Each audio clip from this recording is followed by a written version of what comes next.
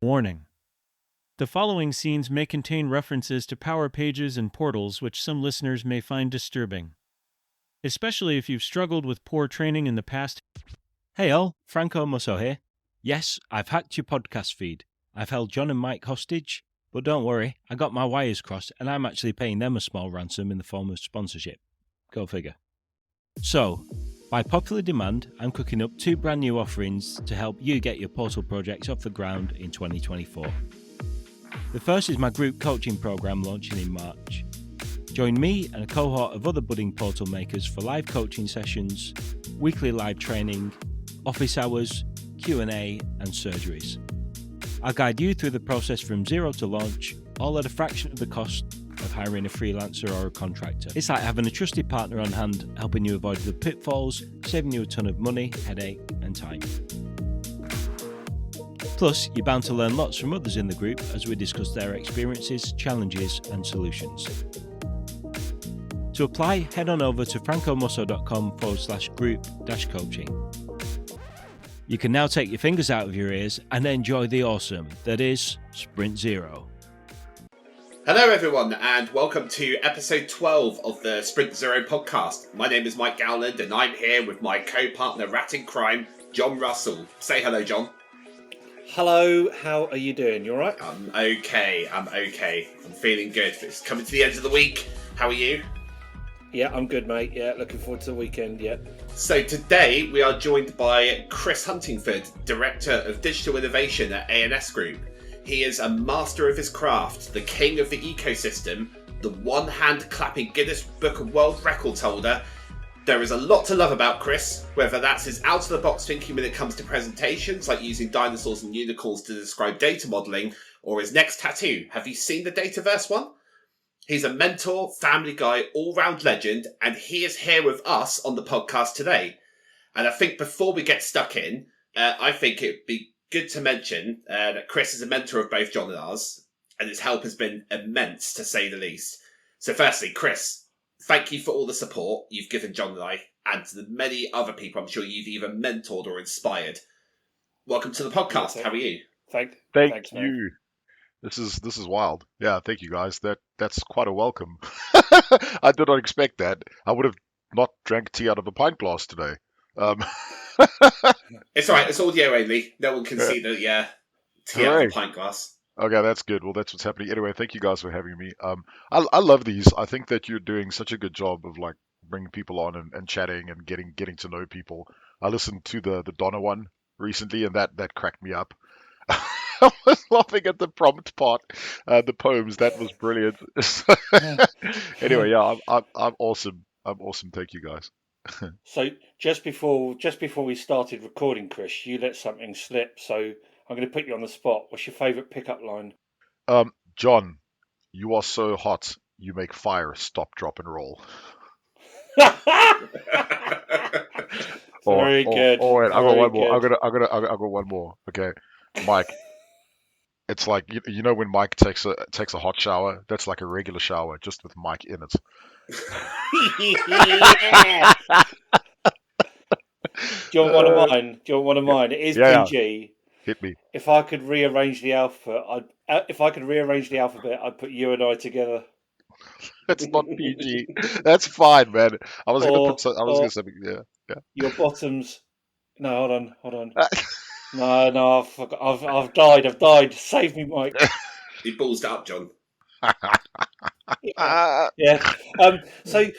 Chris, one of the first thing we really ask everyone that comes on the podcast is kind of your journey into where you are now and kind of where it all began for you, kind of thing.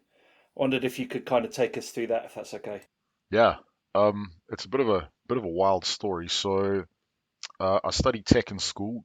I was writing in Delphi and Turbo Pascal. I didn't go to college because we didn't have money to do that.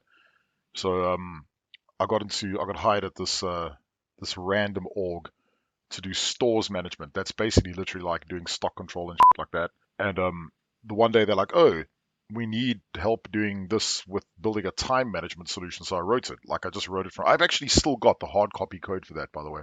It was one of the first things I ever productionized in 2003.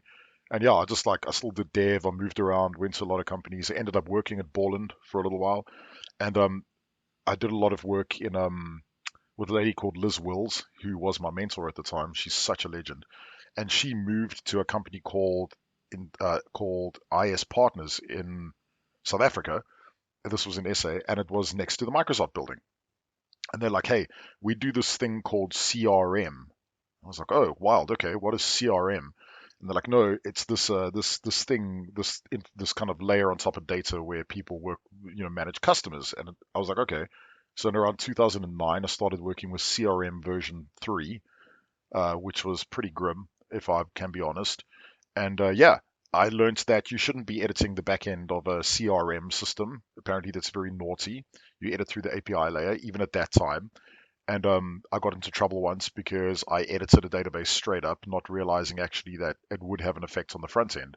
And yeah, that was 2008, and I've kind of worked my way through technology from there, dynamics now, like AI and stuff, into the role I'm in now.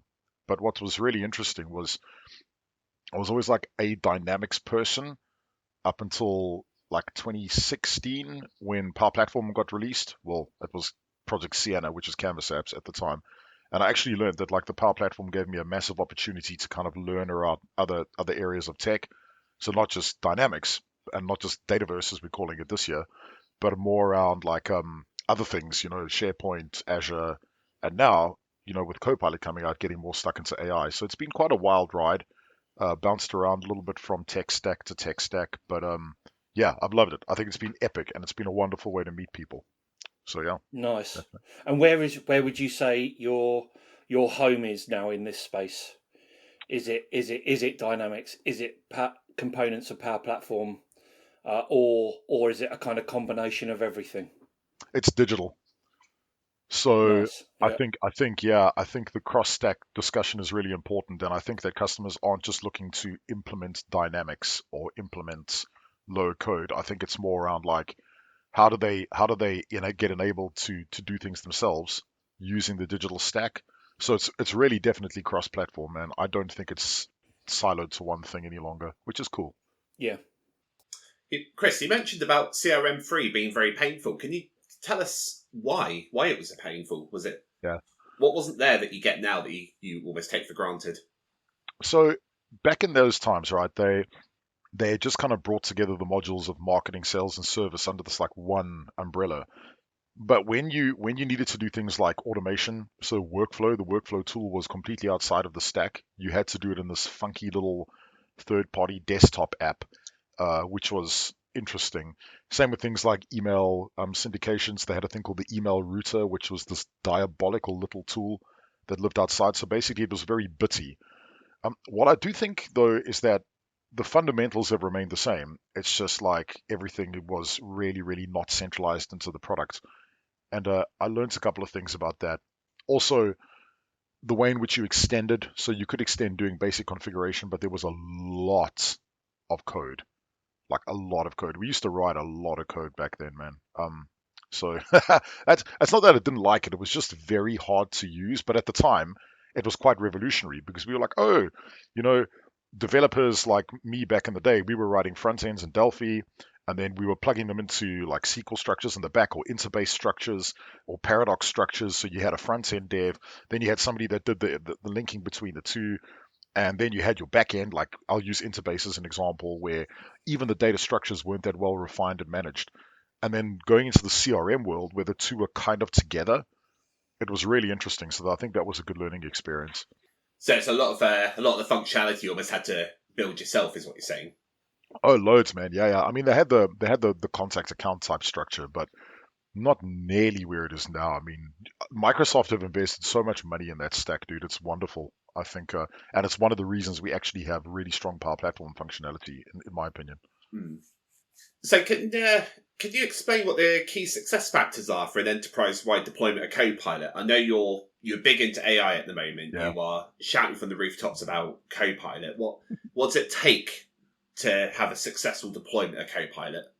Uh, a relatively gutsy set of IT people. No, it's okay. So like this is not a straightforward answer, right? But basically, what we found with Copilot is that it's the same with low code. Okay, people keep confusing Copilot as a technology, not a culture shift, and it's the same thing as low code. And most of the time, what happens is when you start deploying. I'm going to use low code as an example, then I'll pivot to Copilot. Okay, so when you start deploying low code, right?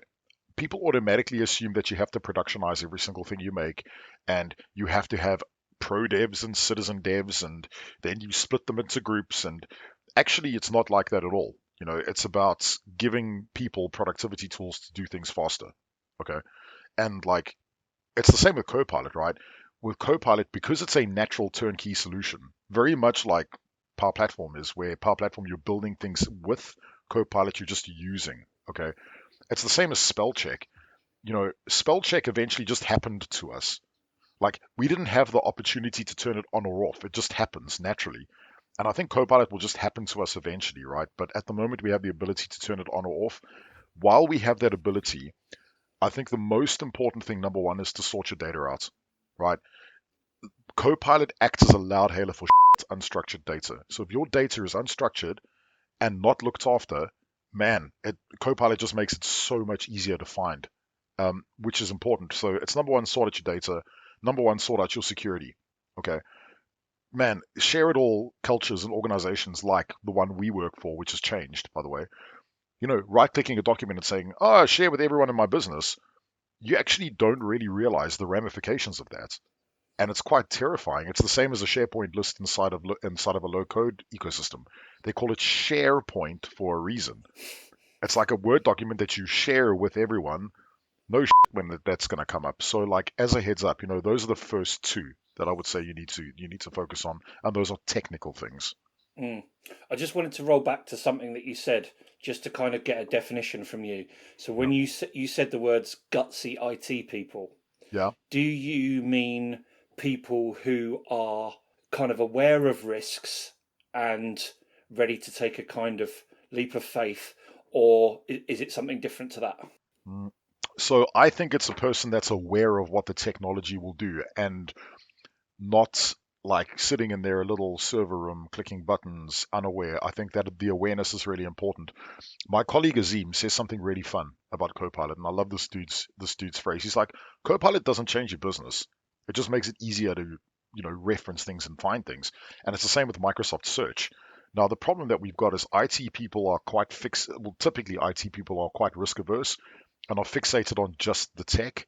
And are like, oh no, what is the tech going to do to our business? What's it going to make or change? And actually, man, just get used to the fact that change is happening, and your on-prem SQL data structure is kind of unimportant now. You got to be thinking about things much wider than that. So it's about being aware and really knowing what's going on, not just thinking you know what's going on.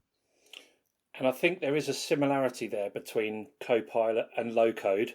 Oh, for sure. But the difference is Copilot is running at 100x the speed.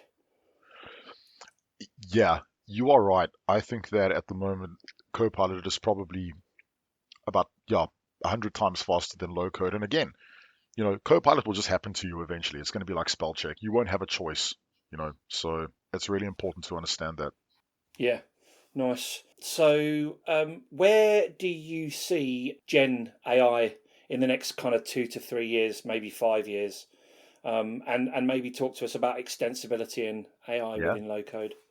Yeah, I think Gen AI is quite a difficult one to gauge, right? Because if you look at the rapid approach that people like OpenAI have to this type of stuff, it's ridiculous, man. And I mean, I think obviously it's going to become more intelligent.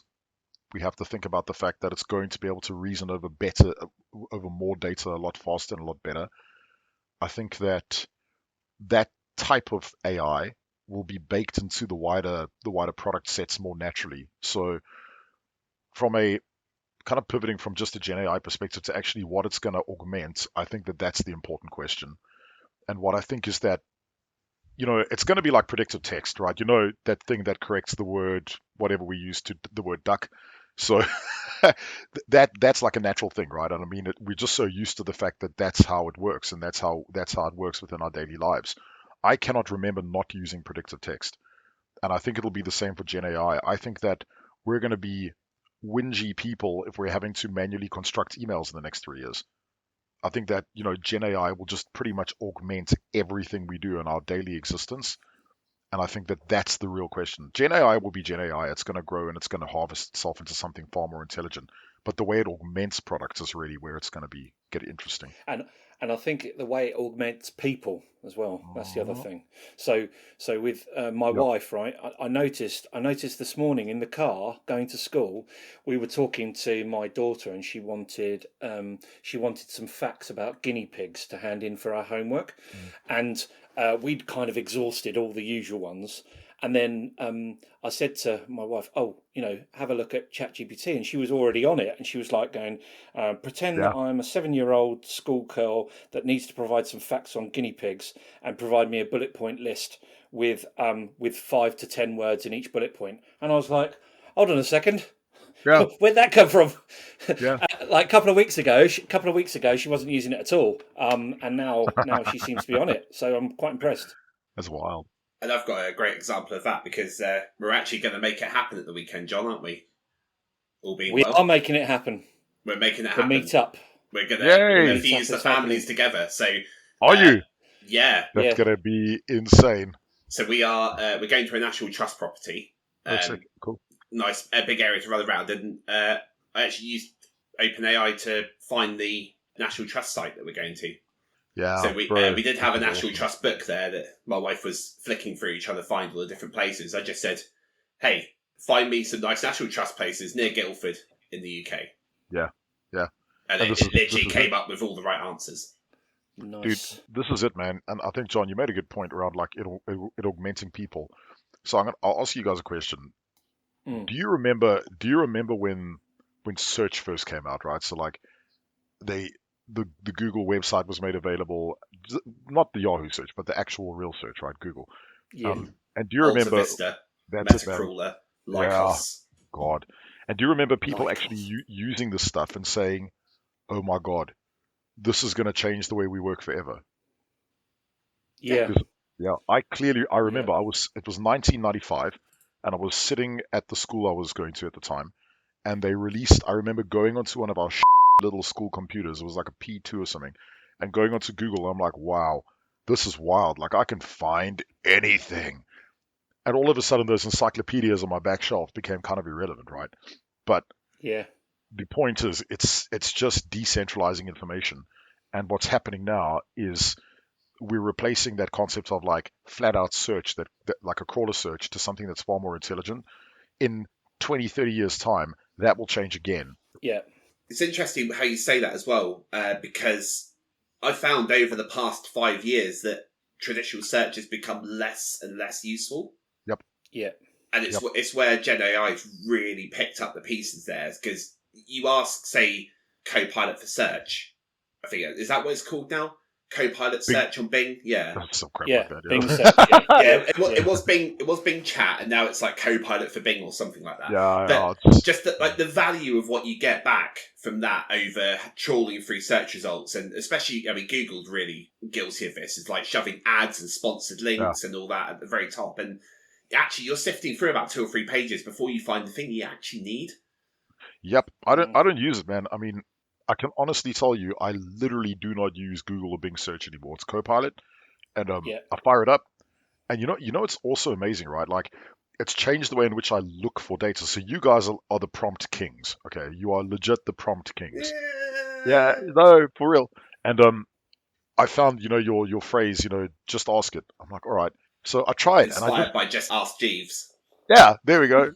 Ask Jeeves, you get some money from Mike. No, I don't know. But ultimately, it's changed the way I look for things, right? And actually, what I remember doing is now going, okay, instead of trying to put on all these bullshit keywords that you're probably never going to use, it's actually, well, just ask the damn thing and see what it does. And actually, I get good results. See, I'm a little. What I'm concerned about probably the most is like my daughters, right? My daughters at school. Now, I remember when I was at university, I know where I wanted to be. I actually wanted to be in consulting. I mean, it did take me 20 years of work to actually get into a consulting role, but Yeah. that beside the point. I did a degree that would set me up to potentially be that. So that was a business and IT degree, so I could speak to both people on the business side and people on the more technical side. But those essential soft skills were really well taught at school and at university. But the technology side was very slow, and it was very hard to keep pace with that. So I'm wondering how are educational establishments, and bearing in mind in the UK, they are super underfunded, and I don't know whether or not, Chris, you can answer this question, but your thoughts on it, like how do they keep up? I mean, we struggle to keep up.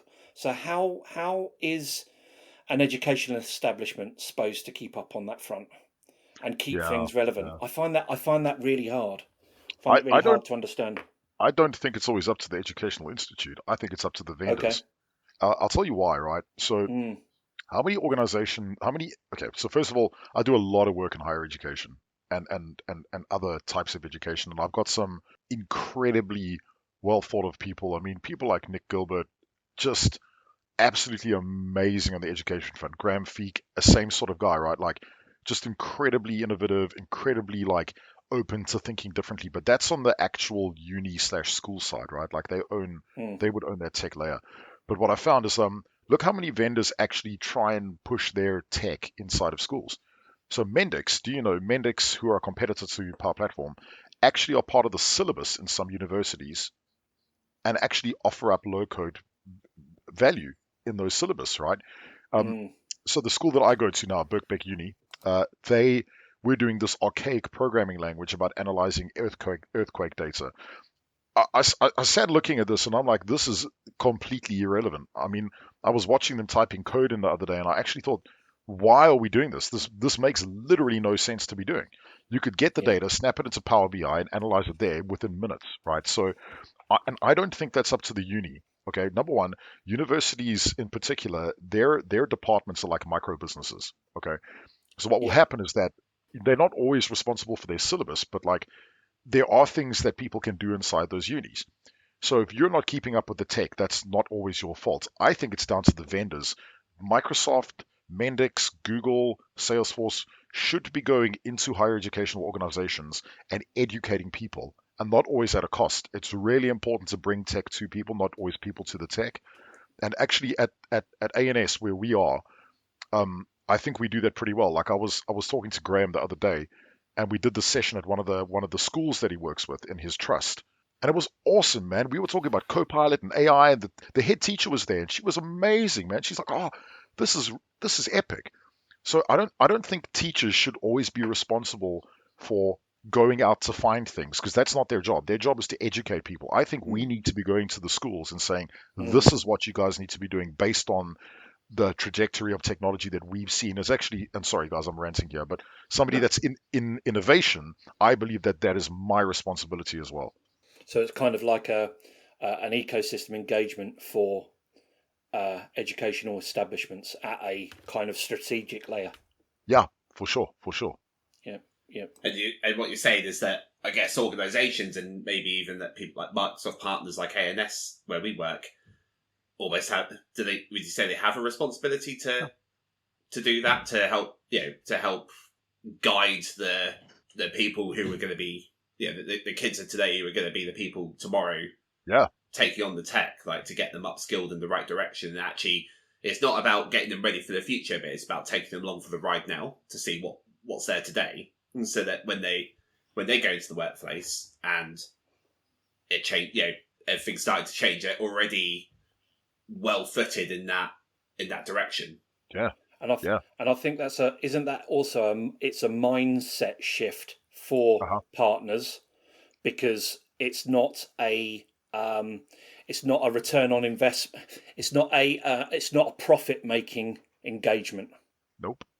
You see, so this is another thing that I get very passionate about, and I think one thing that we do in the Microsoft communities incredibly well is we are very good at evangelizing cross platforms like schools and wherever, right? So like one of the things that I loved when I was at Microsoft, we did a thing called the DigiGirls event, this was epic, right? So we had a bunch of school kids come in. Oh gosh, they couldn't have been more than like 10 years old, right? And we built apps, like we made stuff in low code. And I remember one of my other friends, Julia Simpson, so she was at HSO. I don't actually know if she's still there, but they used to run a Power Apps for Kids set of sessions. Rory Neary, right, did the same thing. Um, I think that we're very good in the Microsoft community at actually taking our social responsibility for educating people. And I think at ANS we are relatively good at it. I think we could do more, but we're getting better. I think it's mainly just around like making sure we do it in the right time. But I think that in the Microsoft communities, we're probably, and especially in the Power Platform and AI communities, we're probably the best community for this, for real. Yeah. It's funny, I've never heard of Mendix before. Ask Jason Earnshaw.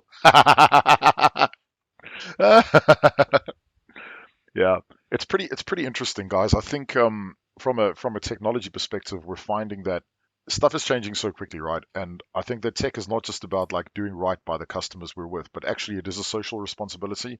And actually it is making sure that, people do have digital equity and they are educated and they are given the opportunity to learn things, which is a massive, massive thing in my brain. I think that you will find this year the concepts of digital equity coming up more and more and more and more because actually technology matters more and more and more.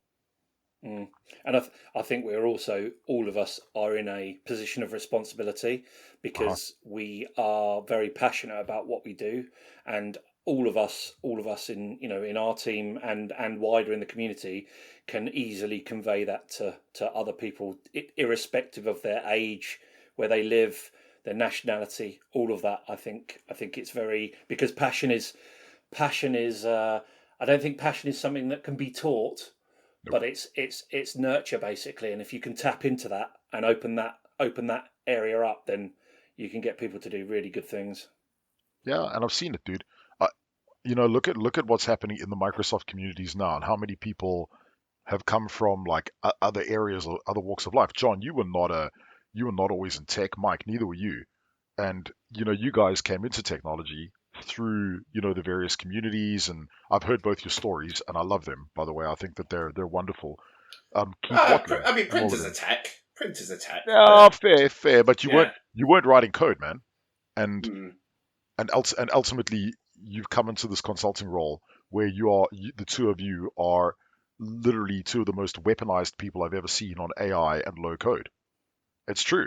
You are intensely good at it, right? And you should be very proud. And why are you good at it? Because you've taken the time to learn. You've been mentored through the process of actually getting an understanding, and it's also been on your personal time. Mm, mm, So that's passion right there, John. Like as yeah, you said before, you can't. That's not something that you teach. You have to want to do it. I mean, yeah. another example, I was talking to Azim earlier, and the dude has literally gone completely wild on Copilot, right? Like the guy is just Purview legend now. We hired him as a low-code ecosystem architect. The guy's now doing Purview. I'm like, Azim, what did you do? He's like, oh no, I bought an M365 subscription. I paid for my own Copilot license. I've done this. I've gotten hands-on. Now I've got Purview, and look at my thing that I wrote. I'm like, holy smokes, dude! And how long have you been doing this? Oh, 4 days. I'm like, wow, man, that's I'm just like that's Brilliant. honestly it's weapons grade stuff. But you see, also that's passion, right? Like he's got this bee in Yeah. his bonnet where he's so excited about learning more. And actually, today I was on a call for an hour and a half with the guy. Do you know how much I learned? Probably one of the most valuable calls I've had all week because the guy was like, "Did you know in Purview you can do this, this, and this, and A, B, and C?" And I'm like, oh, "No." There Right, you go, note to right? self, I need to get a call with Azim. You do, bro. Yeah. You do, and learn Purview. Yeah, I do as well. Yeah, Yeah, yeah. learn I do. Purview. Mm. Right.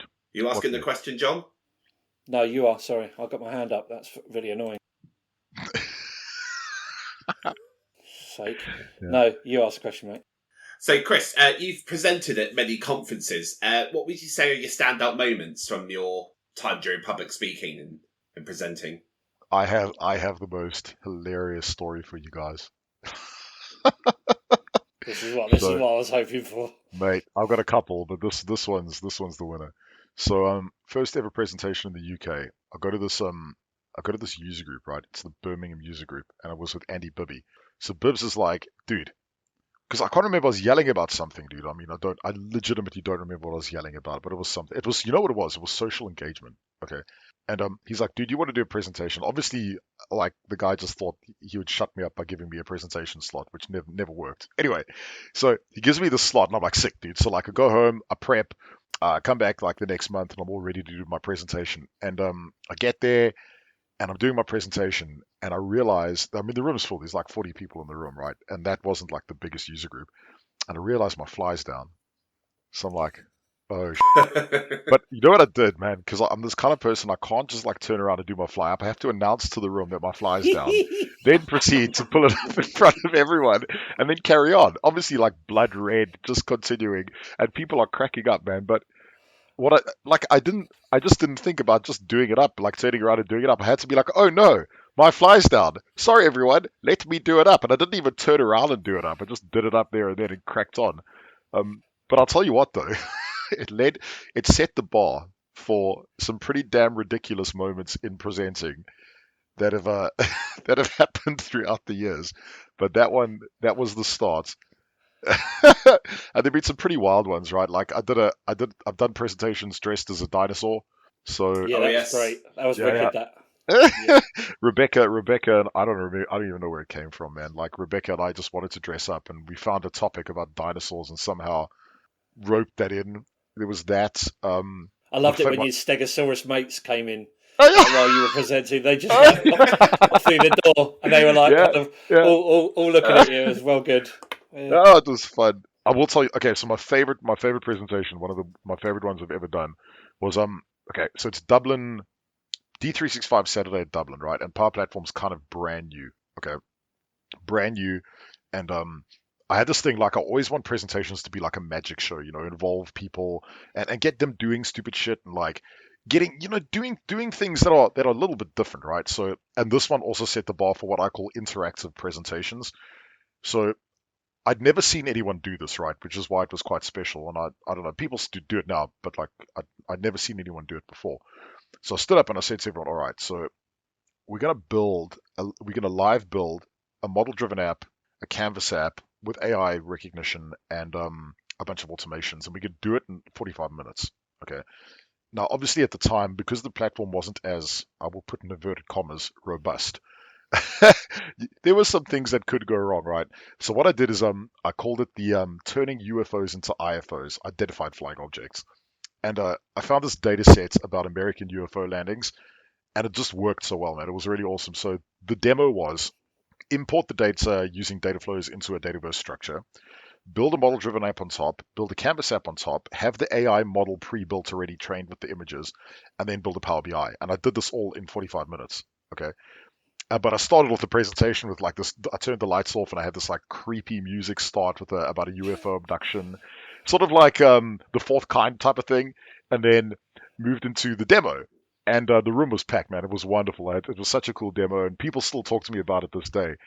But the reason I loved it so much is because it was completely fly by night. Like I knew what I wanted to do, and I kind of practiced it a couple of times, but it always breaks. Live builds always break. So now that's why I'm so comfortable doing live demo builds. I just do them. But back at that time, at that point, nobody had done it.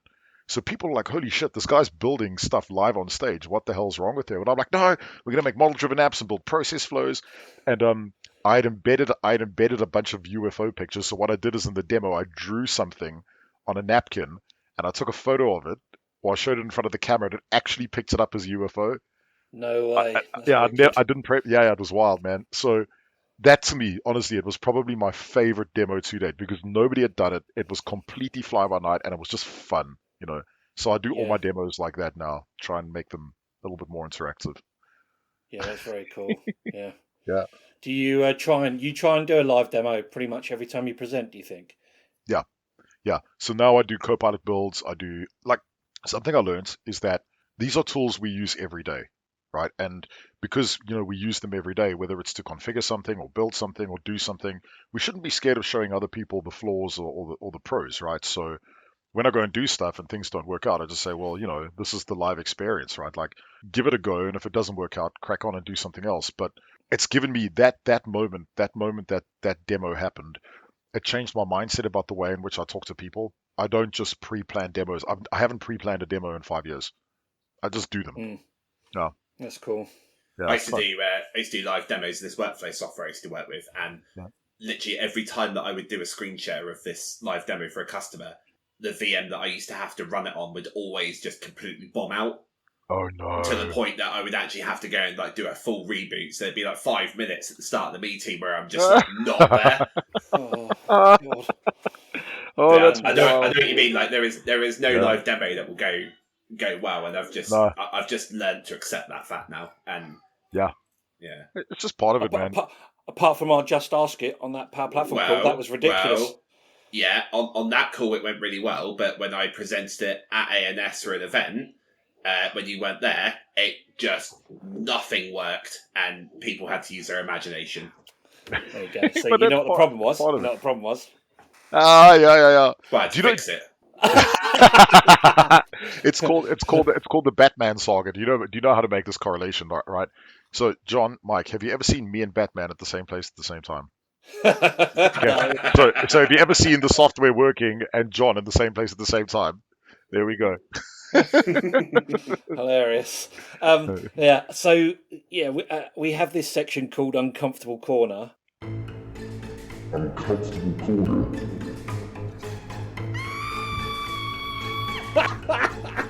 Oh God!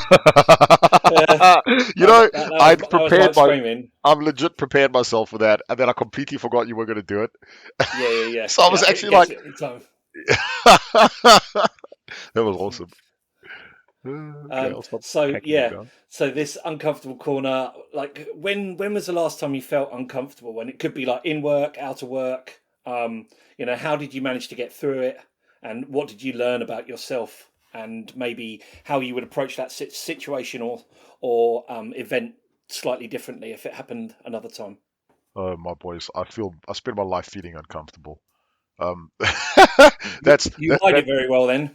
that's the old EQ. No, there's loads of times, man. Like I don't go through a week without feeling uncomfortable with something, and whether it's something like imposter syndrome or just like not wanting to be in a big crowd, or there's loads, right? But I think the most recent one, probably the most uncomfortable I've felt in a long time at work and in general, was probably December, where I had a really, really tough time, like a really tough time with just things in general. And I'll tell you why, right? Like we had spent the entire year moving between Airbnbs to get into our new place. We finally got into our new place.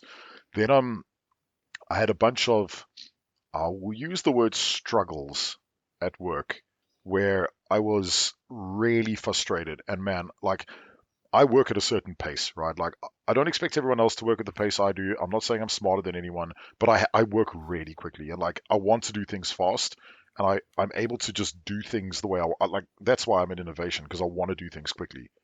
And I felt very, very, very, very, very like constrained, and it was by process and things like that. So eventually, December, I just lost my shit. And what actually happened was somebody messaged me on the 23rd of December at 3 p.m. asking me for a quote. And I'm like, dude, I'm on leave. This isn't cool, right? Actually, so I was pissed off. And then I just got really angry, right? So I spent like 2 weeks just really pissed off. And yeah, that was really uncomfortable, because I get angry, but I get over it really quickly. And I don't mind being uncomfortable. I like being uncomfortable. In fact, I'm comfortable with being uncomfortable. But at that point, no, it was something new that I experienced. So what I needed to do, Donna got me this really awesome book, right? It's about, building your work-life balance. And in the book, they talk about a thing called a reframing. And a reframing is where you sit down and you write down certain things about whatever scenario you're in, right? So you write down the pros, you write down you write down the cons and everything you hate. You write down the pros and things that you can do to change the cons. And then you kind of go, okay, sort of where am I and what are the really good things? And my reframe helped me figure out where I was, what I wanted to do, and what I was willing to put up with. And the most important part is what I was willing to put up with. So I think you guys saw this. I got back and I made some rules, and I was like, here are my rules, right? This is the way I work. And I'm sad you're not willing to put up with any more or any less, right? Like, this is the way I'm doing things. I don't need to be on 5-minute meetings. I don't need to be on calls that don't either impact myself, my team, or the customers I'm working with, I'm not into it, right? So I'm just not doing that. And what I found actually was that the repercussions of doing that were really good, like really good. In fact, so good that I've actually been in like a much better state of mind. But also, I had good people checking in on me. So like you two, other folks as well, just kind of helping me out and saying, "Hey man, have you thought about doing this? Have you thought about doing that?" And I think that that uncomfortable moment got turned into a really good learning exercise where that reframe actually put me in an awesome position. And actually, because it's put me in an awesome position, I can use that to put the customers I work with, ANS, my community, my friends, family into an awesome position as well. So that was probably the most uncomfortable I've ever felt in my life at work. And what was the book that was recommended? Oh, I'll get you the name. We can put it in the chat comments. I'll look it up. But in fact, wait, I'll quickly Amazon it. I'll quickly promise Amazon. Yeah, I mean, I remember Chris talking to you around that period, and I could just, because I've been there in places like that before, and you kind of recognise it pretty much straight away. It's Yeah. quite a fundamental change in your normal working pattern, your normal kind of behaviour. I'm not saying that you're normal because it takes one to know one that you're not normal. I have a brain scan that proves I'm normal. Okay. Yeah. But when there's quite a big shift from that normality, Yeah. people who are close to you can pick up on that quite quickly, and that's kind of how I noticed it in December.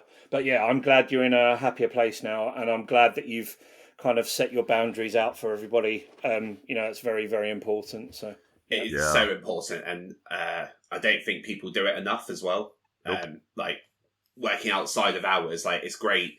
It's great if you get the overtime for it, but there's a limit to what everyone can do. And yeah, actually asking for a quote outside of like normal business hours in December is actually not cool. Nope. And that was something that I was already on leave, and I'd been on leave the whole week, but worked the whole week. And then yeah, man, I got cheesed off, man. I actually really got angry. And I know the person that asked me for it just didn't realize what they were asking, because like I don't think they knew just how pissed I was.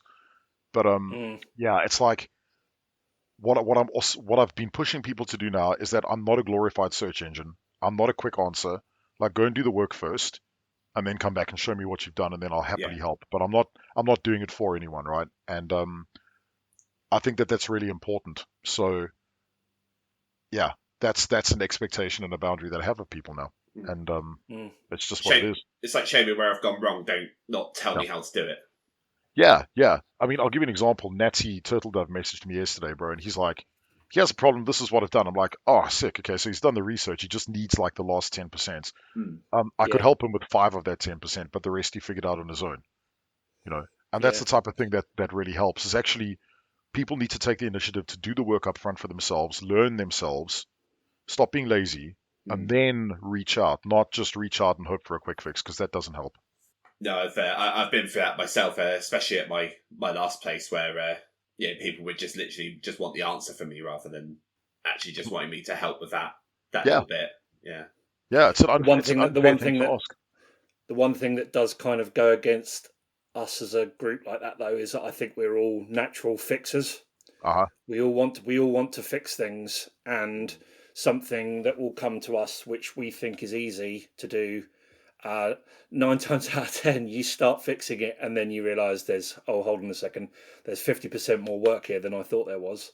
And it doesn't start. It looks like from the outset it's a quick 5-minute thing, but it's not a quick 5-minute thing. Not usually. That's 95% of the problem why people come to us in the first place. So yeah, there's a bit of a mindset shift there on our part as well. For sure. And I do this much more out of work than I do in work. I try and fix things and fix people, and never apply it to myself, of course. But that kind of sometimes gets me into trouble. It will do. It will do, bro. But there's a good saying that says if you don't set expectations, somebody will set them for you. And another thing that I picked up, right, is that because especially you two are like natural helpers because you're curious, and then you do realize that there's extra 50%. what I actually did for somebody recently was I broke it down and I said, okay, they send me an email and they're like, can you spend 15 minutes reading this email and responding? So I read the email and I said to them, okay, let me help you out here. This is not a 15-minute response. This is actually a 4-hour response, and here's why. And I broke it down and I said, the next time you ask somebody to do something like this, please understand that this is not as simple as it seems. So it's educating, right? But you've got to do it for everyone. So I actually do that now. And I'm like, you're asking me to do something that is a lot harder than you think it is. Yeah. Absolutely. And interesting what you said there about, oh my God, my mind's gone blank. But I've heard something similar about your calendar as well. So if you don't manage your calendar, somebody else will manage it for you. Yep. So like you actively block out the time in your calendar to say what you're doing and what you are and aren't doing, what you're working on. Otherwise, somebody will take that time from you. Yeah. I actually, in my focus time, I'll read you what it says in my focus time box. I've never had focus time until this year, by the way, so I'm quite impressed with myself. Yeah, I've stuck to it about 80%, but it says, focus time. If you book over this time, I will not be able to complete actual work. And somebody booked a meeting there, and I was like, okay, well, let me have a look at the meeting. I took the meeting, and they're like, oh, can you do this? I'm like, nope. Because in my next piece on my diary, it says cooking dinner and bathing kids. Kids are shouting and it's carnage. So I remember somebody once booked a call at that time, and I'm like, okay, are you ready to have 30% of my time with shouting children and people eating food? And they said yes. They will never do that again. No, you only did that one once. Yeah. My dudes, it's their problem, right? Like if that's what they want, man, they can have it. But crack on. Good luck. Yeah. Yeah. What is it about like I'll be honest, I was pretty bad at this, but I think I've got better. But what is it about not seeing people's availability in their calendar and just booking over? Yeah. What is that? It's like calendar blindness or something. Yeah. Also, it's even worse because Outlook literally tells you. Yeah. It will tell you, won't it, that there's a conflict and that they're not available. It'll be like, they are available this time. Yeah, I don't do it very much. I've done it to Craig a couple of times. So Craig, if you're listening, sorry, because I have done it to you a couple of times. But yeah, I don't know what I don't know what it is, and I don't know why. I think also that whole availability thing, for me, it if you try and book something in Teams, I don't think it gives you that avavilability. It only gives you the availability if you're on the mobile phone app. As far as I can see, I can't really see it. Speak to the king of productivity, Azim. Again, dude. The guy showed me the most amazing stuff in things like Viva Insights and Teams. Dude, it's incredible. The stuff you can see. So like what I did is if you go into Viva Insights, you can actually see who's chewing time of yours. Oh, wow. Legit. Yeah. I'll show you guys. You can legit see who's chewing time, exactly how much time you spend with that person, down to the actual message you respond to in Teams. Yeah. It says John Russell. Yeah. It's amazing, right? So the one person that I've got is somebody that I continuously have to respond to because they don't want to go and search for things themselves. Yeah. So I've looked at that and I'm like, okay, that's a behavior I have to change in them, not in me. Obviously, Nice. Well, I think we are kind of coming to the end of our time with you. Chris, thank you very much. I know you're a very busy person and I really appreciate you taking the time with us to speak today.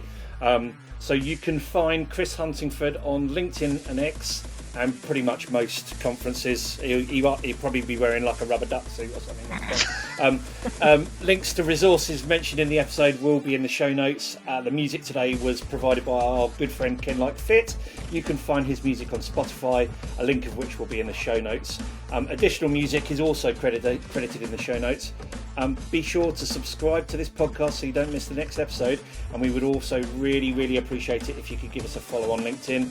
And if you're enjoying the podcast, please give us a 5-star review on your chosen podcast platform. Thank you very much. This has been Sprint Zero, and we've been Mike Gowland. Say goodbye, Mike. Goodbye, Mike. And Chris Huntingford. Say goodbye, Chris. Goodbye, Chris. And I'm John. We will see you on the next episode. Yeah. Love you, John. Love you, Mike. Love you guys. Love you guys. Love you, Chris. Love you all. Love you all. Bye. Bye. Warning.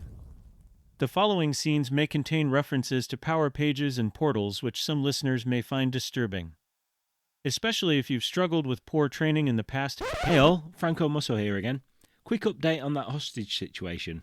Hopefully the smell isn't coming across the airwaves. I haven't let the guys use the bathroom yet, so the joke's definitely on me. Anyway, big announcement. I'm finally releasing my online Power Pages course. This has been 5 years in the making. It's tried and tested on citizen devs and portal makers all around the world. It's the course I wish existed when I was getting started. It's practical, it's hands-on, and it's project-based, so you're not wondering how the heck this would apply to the real world. I've built in battle-tested lessons I've learned from tens of successful portal projects across various industries, budgets, and geographies, and I've formulated the most efficient route from zero to heroic launch. The tools and techniques I've chosen to show you are all based on what adds the most value to you, the learner, and to your customers, all in the most compressed timeline possible. Think 80-20, focusing on the techniques that punch above their weight and deliver the majority of results. You'll get video lessons, a repeatable framework, and some super helpful worksheets. Visit francomusso.com/power-pages-course and register your interest.